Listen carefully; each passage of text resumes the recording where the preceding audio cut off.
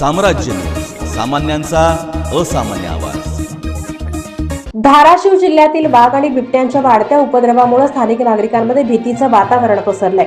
सामाजिक कार्यकर्ते मनोज जाधव यांनी वन अधिकाऱ्यांच्या निष्क्रियतेचा निषेध करण्यासाठी अधिकाऱ्यांच्या रिक्त खुर्चीला बेशर्माच्या झाडाला फांदीचे प्रतिकात्मक साकडे घालून आई तुळजाभवानीच्या चरणी प्रार्थना केली आहे। अधिकाऱ्यांना वाघ पकडण्यासाठी सद्बुद्धी मिळो आणि त्यांनी तसा इशारा दिलाय की जर पुढील 14 तारखेपर्यंत हा वाघ पकडला गेला नाही तर जिल्हाधिकाऱ्यांच्या मार्फत वनमंत्र्यांना गाढव भेट देण्याची वेळ येईल। जिल्ह्यात मागील 3 महिन्यापासून एक वाघ धुमाकूळ घालतो। त्या वाघाला पकडण्यासाठी यांच्या सर्व ज्या वन विभागाच्या शाखा आहेत त्या सर्व शाखा प्रयत्न करतात, पण ते नेमके कसे प्रयत्न करतात हे आम्हाला पण समजलं नाही। का तर 3 महिने झालं यांना एक वाघ सापडत नाही, याचा अर्थ फक्त हे कागदावरच प्रयत्न करतात। यासाठी यांना आम्ही जाग आणण्यासाठी व जीवितहानी होऊ नये यासाठी या जिल्ह्यातले एक सजग नागरिक म्हणून एक आंदोलनाचं स्वरूपातून आम्ही यांना वेळोवेळी वेगवेगळ्या स्वरूपाचं आंदोलन करतोय। त्याचाच आज एक आंदोलनाचा 3रा टप्पा म्हणून आम्ही या ठिकाणी यांना पूर्वनियोजित सूचना देऊनही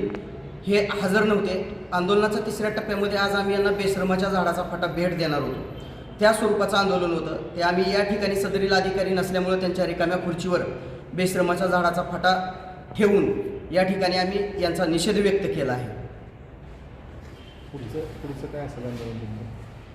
ज्या पद्धतीनं आम्ही यांना 1 महिन्यापूर्वी सांगितले की 1 महिन्यात जर वाघ नाही पकडला तर येत्या 14 मार्च रोजी आम्ही या राज्याचे वनमंत्री जे आहेत त्यांना जिल्हाधिकारी साहेब यांच्या मार्फत यांचा निषेध व्यक्त करत असताना ही जी गाढव भरती केलेली आहे त्या गाढव भरतीचा कुठेतरी निषेध व्यक्त करण्यासाठी आम्ही वनमंत्र्यांना डोळं उघडण्यासाठी व चांगल्या अधिकाऱ्यांची भरती करण्यासाठी एक गाढव भेट देणार आहोत आणि या गाढव भेटीतूनच आम्ही या ठिकाणी या अधिकाऱ्यांचा निषेध व्यक्त करणार आहोत।